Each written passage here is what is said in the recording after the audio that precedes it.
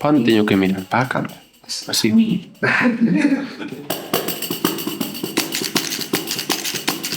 No ciclo de Nadal cantábanse letras que falaban do Nadal, sobre todo do nacemento. Dependía, non? Había como por escenas. Pois nun cantar relátase como a Virxe vai camiñando con Xosé e chegan ao portal. No outro relátase como chegan a Belén, onde era Xesús, e baixan os anxos do ceo, e traenlle non sei que, e pois volven para arriba, noutros falase dos reis, falase de Herodes. Hai como distintas escenas. Eso é a parte principal do cantar, pero antes de cantar, cando chegabas ás casas, pedías licencia con a melodía, e cando rematabas, pedías o aguinaldo. Entón había tres partes: licencia, o cantar en sí e o aguinaldo. Así que é verdad que a parte do medio é maioritariamente en castelán. Entón, eso con que pode ter que ver? Pois que a licenza máis o aguinaldo era unha cousa como máis natural, improvisada. Moitas veces o aguinaldo falabas da señora da casa, se lle sabías o nombre, señora Dona María, déanos o aguinaldo con alegría, ou cousas así. E a parte central ven como dunha teórica composición culta, e por iso en distintos puntos da nosa xeografía temos a mesma historia con cousas moi semellantes pero ao mesmo tempo distintas, porque seguramente os que escoitaran na misa os aprenderan eses cantares en castelán, os adaptaran á súa maneira de falar, ao seu coñecemento, e seguramente sabidos a que máis cousas. Seguramente se mesturarían historias polo medio.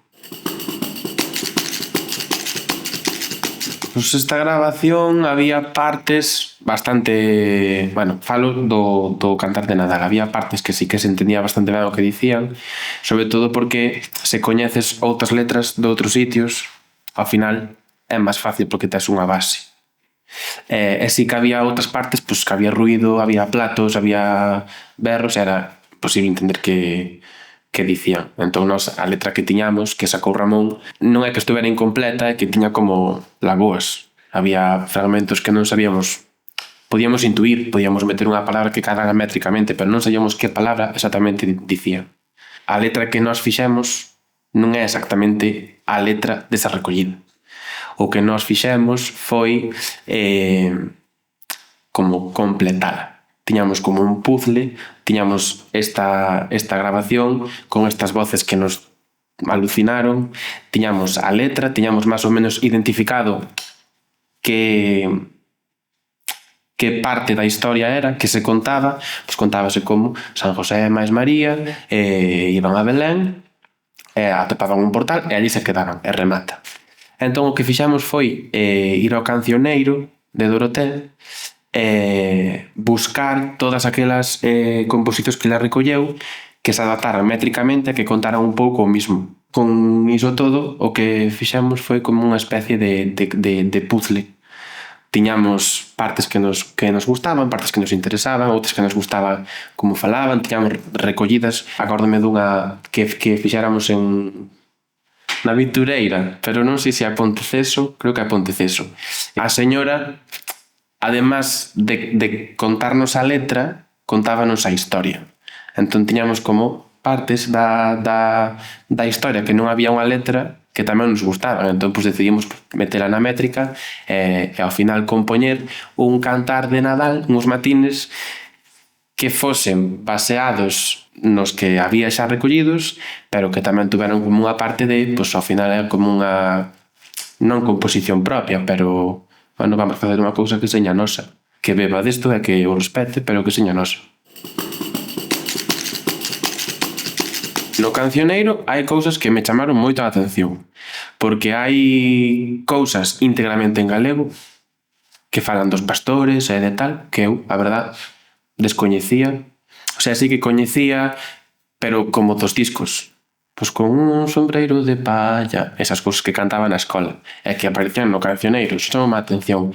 E despois desta parte máis da que nos falamos dos matines e tal, por exemplo, as señoras de da Vila da Igrexa de Cerceda, que xusto lle dedican o Día das Tetas Galegas o ano que ven, era a mesma historia en galego, íntegramente en galego. Eu cando vin eso quedei un pouco sorprendido, porque ata onde eu tiña entendido os cantares de Nadal viñan desa tradición culta da Igrexa e evidentemente estaban en español. Entón, claro, atopar no cancioneiro de Doroté unha letra en galego sorprendeume e pensei, a mellor a traduciron elas, ou a mellor, eu que sei, un neto ou un veciño, para calquera historia. Eso tamén nos deu moitas ideas, porque era como unha versión galega do ano 80. Entón, claro, dixamos, mira, é unha versión na que podemos un pouco inspirarnos se non sabemos ben como traducir algunha cousa. Traducir é un asunto complicado, é moi polémico por moitos asuntos. Parte é porque non é unha cousa da que naide esteña moi seguro. Eu, polo menos, non estou nada seguro. E pasei por moitas fases.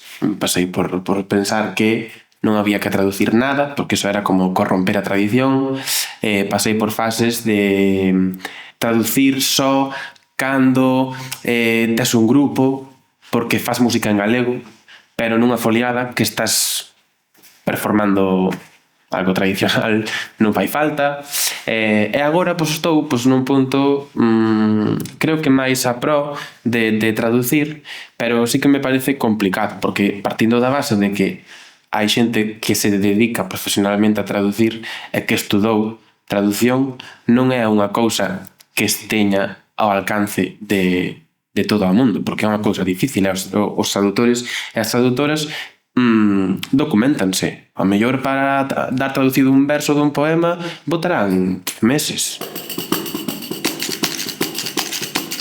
O que nós fixemos foi unha traducción de algunhas partes, de outra non, e seguramente se algún traductor ve a versión original e ve isto, atopará 1000 erros. Nós, como persoas individuais que falamos galego no noso día a día e que nos apetece cantar esta cousa con estas voces que nos flipaban, cal é o motivo de cantalas en galego, en castelán? O sea, non víamos... Porque non é que quixéramos ser fiéis a nada. Respetar sí, pero non ser fiéis. Nin queríamos actuar, nin facer como unha ficción. Queríamos vir nós, eu, Ramón, e a tía, e iba tamén vir Tania, que cada un ven da súa casa, do seu traballo, do seu día a día, e cantar isto que ensaiamos, e que preparamos, e que traballamos, e que tamén creo que de alguna maneira pode axudar a outras cousas maiores, non? Principalmente a poñer sobre a mesa o tema da traducción, se traducir ou non, pero tamén ao mellor a darlle unha volta. Se queremos recuperar unha tradición propia de Nadal, en que lingua queremos facer? E con isto non quero dicir que a min non me alucinen os cantares de Nadal en castelán, porque a veces lingüísticamente son ouro, como estruturas do galego pero feitas en castelán, que me alucinan a nivel lingüístico, porque iso tamén é un tesouro. Pero para iso está o cancioneiro. Tes ali o cancioneiro, tú podes facer un estudo do castelán dos cantares de Nadal e analizas o léxico, a fonética, a morfoloxía, canto de influencia está polo galego, canto non. Podes facer un montón de traballos académicos, pero o que nós pretendíamos non era eso. Vale. Bueno, con paciencia. Todo por culpa de Ramón.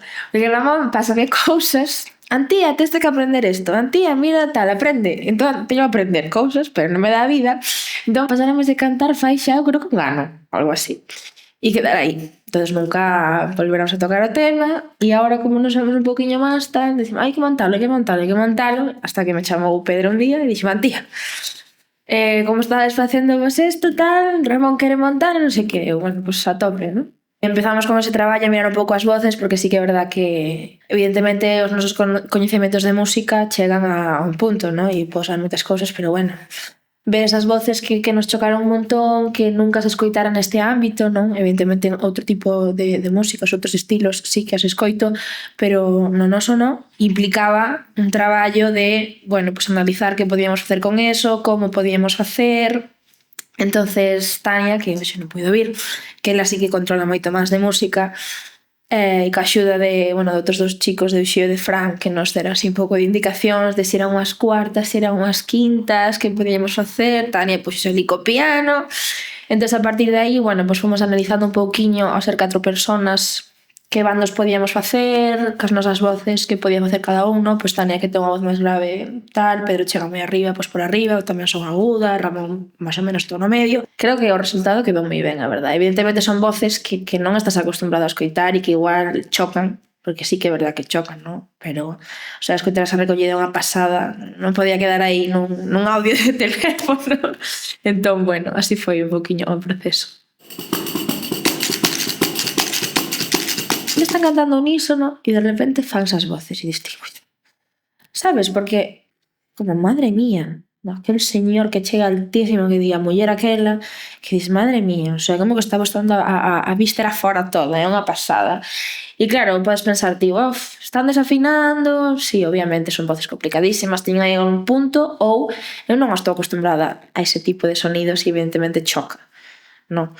Pero bueno, é que unha pasada, foi un toleo. En plan, estive gostando ese audio e tal, e bueno, moi guai. No momento en que te pos a analizar unha recollida, ainda que non sexa unha recollida, unha grabación, o que sexa, non? Eu creo que tes como varias formas de actuar. As máis comunes son pues, irte ao básico, o que sabes, e quedarte aí. Entonces poderíamos ter tomado a decisión de estas voces non é unha terceira ou unha octava, que normalmente é o que se fai.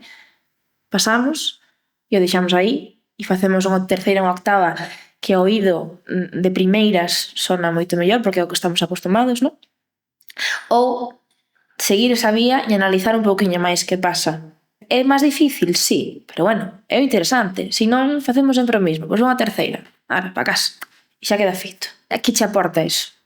A mí non me aportaría moito. Aportaríame que o paso guai cantando con esta xente e aportame un rato bonito e interesante, sí. Ahora, isto me aporta algo de estou facendo unha cousa diferente, fago ese puzzle, ¿no? Que dixo Pedro antes, trato de investigar un poquinho máis, de analizar, de currar ese traballo, non? Entón, ao final, eu creo que quedarse na base no que se fai sempre, bueno, está ben, pero neste punto que estou eu ahora mismo gústame probar outras cousas, gústame analizar e cambiar un pouquiño esa idea que eu tiña quizáis antes de, no? Pues si terceiras octavas, xa está. Non, hai moitas máis cousas. Cando tomas este tipo de vías, acabas abrindo os ollos en moitos aspectos e aportache moitas cousas que si quedaras nesa vía de non analizar nada, non podería pasar, non?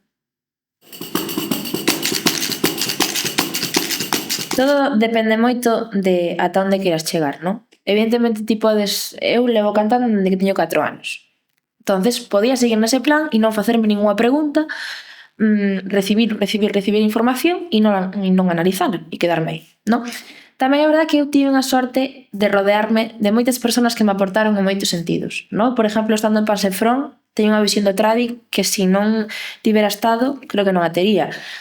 Ramón, Pedro, eu que sei, moitísima xente que me aporta e que cas que teño conversacións de vamos a pensar e vamos a analizar, non? Entonces, bueno, é verdade que eu antes tiña unha visión e non me arrepinto da visión que tiña, porque a tiña no seu momento, tiña clarísimo que isto así, pero decidín pensar e se me estou equivocando e se hai outras vías que me poden gustar, decidín poñerme a analizar eu algo, non? Este baile é así, piribí, vale, por que? Vou mirar se estou de acordo, non estou de acordo, non? Entón, ao final, bueno, rodearme de persoas que me aportaron moito e que me pincharon aí para que pensara un pouco, ao final eu son moi nova, non? Ter unha idea formadísima eu creo que é complicado con 20, con 30, con 40 e con 50 e que as cousas poden ir cambiando e deben ir cambiando e sempre tens que estar receptivo a recibir información de diversos tipos, salirte un pouco da túa zona de confort, non? E ver que pasa, non quedarme na miña caixiña e sempre, claro, por suposto, facelo meu. Ao final, eu, jolín, eso, levo desde os 4 anos. gústame moito isto, gústame moito que fago, gústame pasar aquí a tarde estar cantando, entón ao final, se fago algo co que non me sinto cómoda, que sinto que non é parte de min, que estou facendo aquí porque me están grabando con a cámara, non me aporta absolutamente nada. A ver, eu teño unha verconoción no sentido de teño unha voz que se che mete aí na cabeza e non sale, pero de aí a que sepas que son eu, mi madre, bueno, onde vais? No. Sí, tiven que salir no sentido de que eso que decía antes, non? Estas voces non estou acostumbradas a facelas neste rexistro. Quero dicir, a mí me gusta moito cantar e gustame cantar todos os estilos. Póñome na casa, póñome jurado, Sara Montiel, despois póñeme música india e póñeme pop e póñeme un pouco de todo, non? Entón, claro, cantar eso aí sí que me gusta moito. Ai, pois están facendo esta voz, vou intentar copiar, non? Sempre o fixen, pero tamén o fixen pois escoitando discos máis tradis, non intentar pois imitar, aprender e tal. Pero claro, é eso, non estou acostumbrada a que aquí se fagan unhas quintas, sabes? Eu agora estou indo a clase de canto e a miña profe, vamos a facer isto, vamos a facer unha quinta. Me salí, ni para atrás. Entón, agora, a ver, facer isto, lo fixen unha octava que é verdad que é o que estou máis acostumbrada, non tiña unha voz bastante aguda e tal. Pero claro, probando a veces a facer esas quintas, eu toleaba, dixen, pero que, madre mía, o sea, pareceme moi complicado porque non, a miña cabeza é como non, que non ten ese chip no subconsciente, sabes? O sea, eu unha octava fago que me sale, vamos, como falar. Eso non me sale porque como que non está aí metido. Salir da miña zona de confort, sí, moito. Hai grabacións, pero son privadas. É que eu paso moi ben con esta xente, de verdade. Entón, estábamos intentando ser serios, pero era como todo o rato que se nos ocurrían cousas novas. E era como, non podemos facer todo. Tengo un aguinaldo de muñeiras, e de jota, que si pin, esta melodía, este tal, e si facemos isto, e primeiro unísono, e ensaiamos 2 días. O primeiro día foi así un pouco de toma de contacto, de facer as voces así un pouco máis serio, un ensaio máis de verdad, donde conseguimos, bueno, oye, pues aprender un poquinho a letra, melodía, ti, vale. O siguiente ensaio que foi este lunes me parece, había como demasiada información. Se nos ocurrían moitísimas cousas, todas moi guais, e claro, cando tes tantas ideas tens que aprender a escoller, non? Entonces, bueno, toleamos un pouco porque se nos estaba acabando o tempo e non tiñamos claro que íbamos a facer. E así foron os ensaios, o sea, non sei cantas melodías probamos de aguinaldo, como, non sei, 7 ou 8 melodías. Está guai porque ao final creo que temos un concepto bastante igual, máis ou menos, do que queríamos facer, entonces, bueno, fomos poñendo en consenso, pero ao final o primeiro que fixemos o primeiro día foi o que saliu, despois o outro para outra ocasión que nos chamedes faremos algo diferente. Eu teño moito medo de chegar a vello e non me acordar estas cousas todas. Sentada-me aquí e canto toda a tarde. Veña, vamos que estás presa, non, nen?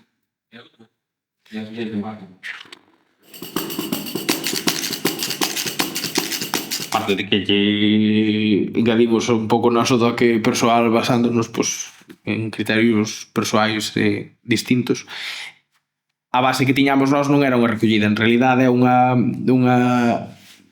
grabación dunha festa, precisamente dunha noite boa no ano 72, que aparte que é un documento extraordinario, que eu cando me caí nos máis xa fun levar ao museo porque dixen, Dios mío, se isto se estropea ou que pasa aquí que se perda isto. Recollínlle a un señor que además é fantástico, que era moi cantador, e casualmente tiña na súa casa unha grabación desa festa que fixera un dos fillos con un magnetofón destes de caixa de que lle pon así bueno, pues, debía de ser que lle gustaba o aparato e quería o poñer en práctica que o tiña aquí o trouxera e a maiores foi a sorte de que o outro fillo moito máis novo, que además aí debía de ser moi pequeno, encontrou a cinta e a digitalizou, entonces tiñan un disco na casa e foi como chegou que no momento en que o escoitei, bueno, aparte de que é valioso pola época na que se gravou, na que non se gravaba moito, polas cousas que se escoitan, que hai un pouco de todo, de feito, pues, hai tanto música tradicional galega, pues, que tiñan do seu contexto, non?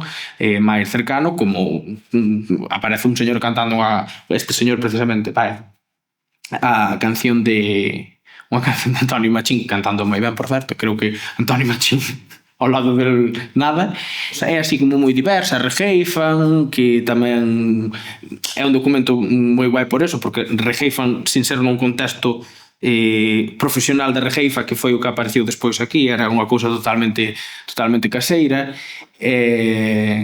cantan, tocan a pandeireta e cantan maitines e cantan algunha outra peza de Nadal, e son moi curiosos porque polo que oímos cantan a voces e non é o típico, o sea, non é o que se encontra habitualmente en Galicia, cantan unhas voces ademais, bueno, bastante curiosas, vamos a deixar aí. Hai que repetilo moitas veces que cando ti estás facendo unha recollida, os vellos tamén están en contexto, adátanse á situación na que están, ao que lle parece que lle estás pedindo, unhas veces, ao que lle parece que queren contar a complejos que poidan ter eles a hora de cantar, isto si, isto non, isto pareceme que é máis fino, entonces que é máis digno de contarcho e outro non. Todo ese contexto da recollida, eles son personas, o sea, hai que ser conscientes de que ti non nos estás vendo desde arriba, isto non é unha caixa de experimentación, vou ver como fan, se están aí cantando entre todo o vendo desde fora, non, eles están formando parte estás tendo unha interlocución con eles, entón eles adatas, e isto non é unha recollida, entón, bueno, está ben porque non ten ese condicionamento de feito de que están nunha festa, ao mellor, pois, beberan as súas copas de viño, están de carallada, e incluso berran polo medio, tal. Aí sí que estás vendo a cousa un pouco desde fora, sin ese condicionamento, sin seres conscientes deso, estar condicionados polo feito de que ti estés recollendo. Entón, por eso, además, ten máis valor ainda, aparte de que é do ano 72, ten máis valor por eso, porque é a situación en sí como se era a festa da casa, non era veño aquí dicir o que facía, non, é que o estou facendo. Claro, aí non hai performance, aí non veño aquí, recollemos a rexeifa, vos imos te enseñar como facíamos, entonces poño a rexeifa, non hai teatro, o sea, é unha escena da vida real, o sea, como se hoxe en día faz un vídeo caseiro, entón ves un vídeo caseiro dos anos 90 e diste, mira tal que facías, que ti nese momento és totalmente alleo á realidade de cando vas ver o día de mañán. Entón, cando ves esa distancia, pero no momento estás totalmente inmerso no día a día. Por eso mola moito. Empezaban na noite boa, como agora, despois do día de Nadal, noite vella, e despois o día de Reis, Papá Noel. Na noite boa, que é o primeiro día así máis relevante, pois o habitual era comer na casa. Sí que era típico que se comera verdura con bacallau, o bacallau porque era un produto máis fino, pero era asequible para todas as familias. Nalgúns sitios, ás 12 da noite había a misa do galo, non en todas, porque no contexto rural, pois, non era fácil, pero como había crejo en todas as aldeas, pois normalmente había misa do galo, e se non había, era igual. Despois de cear, o habitual era ir cantar polas portas, que ás veces chaman as noitiñas por eso. Aquí era moi típico que lle chamaran os maitines. Isto en noite boa, despois en ano novo facíase máis do mismo, a celebración tamén era a noite, entón despois de comer iban tamén cantar o día de ano novo xa polas portas, e o mismo por Reixes no víspera. A noite boa era iso, entendíase como a víspera de Nadal é noite boa porque a celebración era de noite, non era de día. E aquí habitualmente a eses cantos chamabanlle maitines por eso. Tiñan seguramente a orixe eclesiástica, e os maitines na liturxia é unha hora da liturxia que cantaban pola noite, normalmente nos conventos, non? E aquí facías o mismo, cantábase de madrugada. Iba a xente polas portas e reuníanse varias persoas, non? Pero sempre había como dous bandos que cantaban, dúas persoas dun lado, dúas do outro, habitualmente acompañadas de instrumental, que é a gaita, que ainda que na nosa zona, por exemplo, se cantaba moito con pandeireta nesa época do ano, pois si que era un deses días especiais, igual, a pesar de ser no inverno, igual que nas romerías ou asinas, que si que había moitas veces gaiteiro, que moitas veces tamén se contrataba. Entón iban cantar polas portas e pedían o aguinaldo, que, como noutros momentos do ano, igual que no Entroide, consistía ou ben nunha parte moi pequena de diñeiro, ou máis ben en comida. Igual que os agasallos, o típico era que se lle daba de regalo aos nenos en Reixes era comida. dulces, que decía, podían ser, por exemplo, naranxas, unha cousa tan naranxas ou figos secos ou con moita sorte chocolate. Desa noite tamén normalmente pois eso daban chourizos, ovos, touciño ou esas cousas máis golosas que pois, era normalmente por aí. Eso por aquí. Normalmente iban os adultos. Claro, os adultos estamos falando de que podían ser adultos xa do meu tempo que xa tiña, pois, ao mellor unha recua de fillos. Na nosa casa, normalmente iban meus abuelos. O sea, iban meus abuelos e miña nai e miñas tías acórdanse de ir con eles. O que saben de maitines é de ir cantar con eles, ao mellor, pois, fixeron hasta que foron adolescentes, eran de pequenos, ao mellor hasta os anos 70, por aquí era bastante habitual que se fixera eso. Incluso encontres moita xente nova que, digamos que ainda que non era a parte activa, eso, a mellor eran os nenos a parte activa de cantar, si que se acorda deso porque yo sentía cantar a seus pais. E iba un pouco toda a xente, porque tamén había moita cousa de facías a festa ca túa familia, pero despois normalmente pois achegabanse outros veciños despois de cear, que ceaban na súa casa, despois de cear iban á casa de outros veciños e despois pois iban a cantar polas portas e así.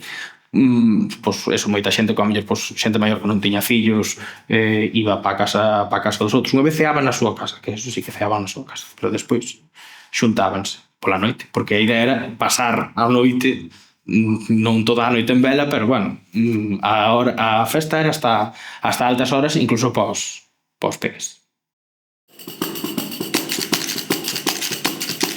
É moi complicado porque acabamos sempre na mesma cuestión. Non existen os mesmos lazos comunitarios que existían. Entón,